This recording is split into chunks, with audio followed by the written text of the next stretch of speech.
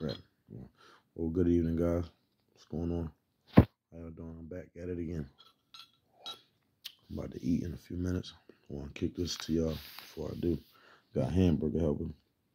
It's my first time eating a hamburger helper with it's like these Dorito chips. They're like crunchy. Look good though. I had to get it when I seen it. But I'm in a book of Proverbs right now. And this passage I'm about to read is about the hope of the righteous. So we all know how it is to, strive to be righteous. For those who believe in God, for those who try to walk the straight and narrow, try to walk that journey with God. It's a long journey. It's a bumpy ride. It's a roller coaster.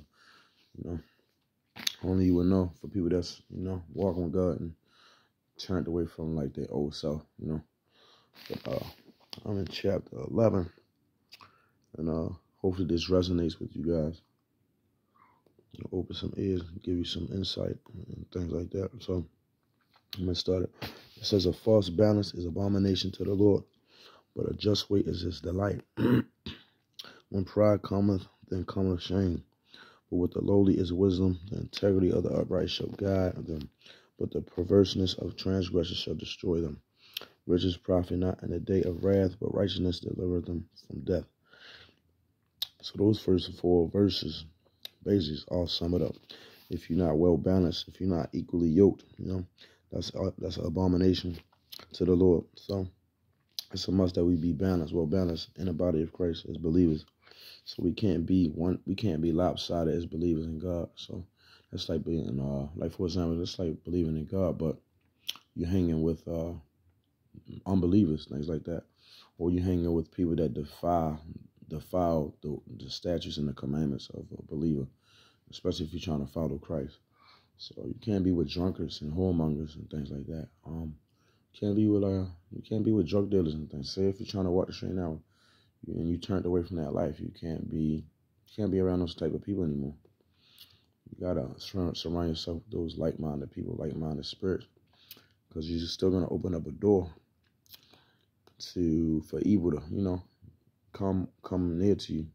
It's not good. It's not safe, and it's an abomination at that.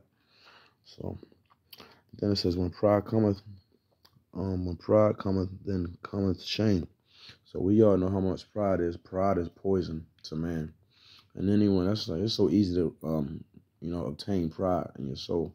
That's like you being real confident of anything that you're doing. That's like being, I don't want to bash anybody, but you know how Floyd Mayweather is. You know how everybody hate Floyd. You know how prideful he was as a boxer. That's why people hated him so much, because he had too much pride in his skills in himself. He didn't come off humble, but that's how much confidence he had. But overall, God just wants us to be humble. It's good to be confident, but at the end of the day, you can clip your own wings for being too overconfident and prideful in your own skill, your own craft, or your own, or you think you got more wisdom than the next man. You got to just be humble, because everybody learns at a different pace. Everybody's exposed to different things at a different time. So it's just best to be humble at all times, no matter how high you get up in status or whatever it is. So it's best for us to be humble at the end of the day. That's one thing I learned, because I know pride, it tries to cling on to me sometimes, especially when I know more than the next person, and that's a trick from the devil. He'll use that against you, and God don't like that, and that'll clip your blessings quick, walking in pride. And that's what he knows. He knows that for sure. And verse 3, it says, integrity of the upright shall guide them, but the perverseness of the transgressors shall destroy them. So it's best that we have integrity as believers in the body of Christ. It's best to be honest and true in everything you do, and that's behind closed doors. So we can't be one way in public and in the faces of people, and be doing things that make God frown behind closed doors, because the kingdom of heaven can see it, and the kingdom of darkness can see it, and they both will hold you accountable at the end of the day. Yeah, that's how serious it is. So it's best that we just have integrity and stay true. So you got to kill that flesh sometimes. You got to ask God to give you the strength to kill that flesh and remain righteous and when you remain righteous, that'll come reading the stand anchored into the book. Always reading the word about righteousness. So if you want to become righteous, read on scriptures about righteousness and watch. You'll transform over time. But at the end of the day, you got to separate yourself from that group, that crowd that will cling on to you, and that'll corrupt your character. So you can hang around people that's not like-minded like you, or who don't yearn to be better or to be holy, especially in this world, because it's wicked. You know, we all grow up. We grew up in the church, and as we get older, we grow up out the church. We start leaving the church. You know, we start living filthy. You know, we all did that. Sadly, some of us went through very treacherous things and seen death, lost family members very close to us, things like that. And it's just due because we walked away from God, and that's like losing your hedge of protection at the end of the day, because you just open more up to the devil and to destruction at the end of the day. And sometimes it took for you to lose your cousin, it took you to lose your aunt or your parents or one of your parents or things like that, to wake you up, to shake you up. At the end of the day, God don't want to break our heart. He don't want to break our heart and break our soul apart. But it's just by our own actions and things like that. So even though the enemy will use those things to destroy you, God will still use those same things to build you up and make you strong. Just for the next person that might need a uplifting, might need to hear or need proof that you can still get through situations that they feel like they might not be able to get through. So it's just, everything's for a reason at the end of the day. We might not always understand things. At the end of the day, God is God, and we don't have his mind. We don't think like him, and we'll never be able to grasp what he thinks, because he's the creator. So his mind is not our mind. Our understanding is not on the level of his understanding. Our thoughts is not his thoughts. God's thoughts is not our thoughts. So he said not to lean on our own understanding. So that's what that means, It says in verse 4, riches profit not in the day of wrath, but righteousness delivereth from death. So we all know how that goes. People who cling on to their riches, especially in this day, and you can see it. I was just watching a video. It said that some CEO, a martyr, he killed himself. I think he killed himself this week. He jumped in front of a train, and he's rich. And it just shows you the times that we're in. The money won't save you. The money won't save you. It don't matter if you're a billionaire. It don't matter if you're a millionaire. It won't save you from destruction. It won't save you from them demons. So that's why I say money is the root of evil. Even though it doesn't have to be, money is the root of evil. It's a root. And when people get to a certain status and a certain amount of money and riches and things like that, first of all, that's the money that we all have. That's God's silver and gold personally. God is like the taxpayer. Don't you know how we got to pay taxes at the end of the year? God is basically the tax. He's the tax man. So that is God's silver and gold at the end of the day. That's why we must tithe. If you didn't know, we supposed to tithe, especially if you believe in God and you're going to church. And if you're not going to church, if you're going to church and not tithing and giving money, at least to the pastor, because he's there to save us. He's there to deliver the word to us. So that's how we open up to the devil to destroy us, because we curse our own selves for not giving tithes when we go to church. That's what I learned this year, and that'll definitely keep evil away from you when you that's like a sacrifice, sacrifice to who's giving you the word, blessing your ears and your soul. You're supposed to tithe to that. Just like evil people make sacrifices with money. They can sacrifice anything really. So we sacrifice with giving tithes. And also you sacrifice with turning away from things. So you sacrifice video games. You sacrifice your will and desires for God's desire. So that means you turn away from fleshly like things. So I mean you might sacrifice smoking weed. You might give that up for God, and God will reward you. And that's just discipline and being led by the Holy Spirit at the end of the day. So you might give up drug dealing and try to do it the right way. And you're going to go through affliction, because it's not easy to walk the straight and narrow. It'll build you up. It'll make you stronger than the next man who's taking shortcuts. That's what I learned. People that take shortcuts, it leads into the destruction even quicker. And that's like scammers. Scammers don't get far. They might get money quick, but it'll go quick too. As fast as you get that money, that's as fast as it's gonna go, just like that. So it's like a money demon going straight. Give me that. God will curse your pockets. You know, He knows the integrity of our hearts and things like that. So, boom, boom, boom. That's what that means. You know, that's why I say righteousness delivers from death. So it's best that we just be righteous, man. And I want to teach people and be the representation of being righteous at the end of the day. You know, it says the righteousness of the perfect shall direct his way, but the wicked shall fall by his own wickedness. We all know how that goes. Being wicked people seem like they get further in life, don't they? They seem like they get further down the road quicker than us, right? Not saying we're better than anybody, but we all know. That's just like that bully in school.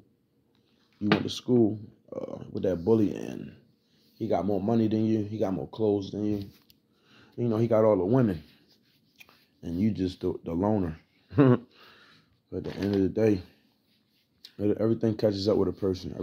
Every action, every deed, every motive, every intention. God, it's different ways God open your eyes. He'll let you see things from different perspectives.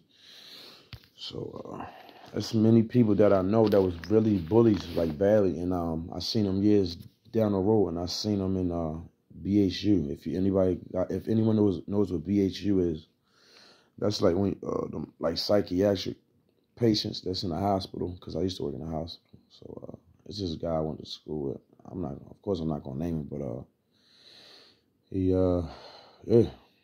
went down bad years later, and he used to really terrorize people. But and when I seen him, that's sad. He just wasn't in a good space. So it's just best that we treat one another with kindness and love. That's all I can say, with kindness and love. And it says, but transgression shall be taken in their own. It says, the righteousness of the upright shall deliver them, but the transgression shall be taken in their own naughtiness. So we all know what transgression is. That's like sinning against God, of course. Our own shortcomings and bad deeds. And so you shall be taken by your own naughtiness. So you can be taken by your own lust. So I used to lust a lot. I'm not going to lie, because of course, dealing with this different kind of women, Jezebel women, which are used by the enemy. We can go all the way back to Adam and Eve. So, just like God, the devil just uses them to deteriorate the man, to throw you off your path. I'm not saying we better than the women, but we all hold our own weight. But that's what the enemy does. That's just like in the rap industry. You know how the women are demonized right now in the music. That's why I don't even watch rap videos no more, because that stuff gets into your soul and your mind. It'll be engraved in your soul and spirit. Do that. That'll just make you very lustful, and it's poison. So that's what that means. And, verse 7 says, when a wicked man dieth, his expectation shall perish, and the hope of unjust men perishes. So the wicked, they have an evil expectation, but the wicked people, when a person is wicked and they in their wickedness, they don't even think about the end result. They just so mind controlled. There's evils in this world. It's detrimental out here. That's all I can say. It's not this world is systematically evil. Even though it's God's creation, you already know the prince of the air controls this place. Even though he controls the air and things like that, God he's the last. He's the shot caller at the end of the day. But it's up to us to live in his covenant. It's up to us to live within his covenant at the end of the day, because he can save you, he can protect you, do anything. But it's up to us. It's our choice. It's our decision. You know, it says verse 8, the righteous is delivered out of trouble, and the wicked cometh in his stead. And hypocrite with his mouth destroys his neighbor, but through knowledge shall the just be delivered. So it says, through knowledge the just shall be delivered. So everything in this book is good for the soul, and it can lead you into a good space. Even though you'll be a target of the enemy as long as you're walking with God. But would you rather, be on kingdom of heaven side or kingdom of darkness? And you don't have to necessarily worship the devil like on some kneeling down on your knees when you get home and saying, this and that. But if you live in a life of crime, living a secular lifestyle, you're basically worshiping the devil at the end of the day, no matter how you look at it. I'm just saying. You might not want to hear it, but you're being used at the end of the day. And I was influenced too. And I could say 2021 was probably the harshest year for people as I noticed. 2021 probably was the most hectic and most realest year of my life.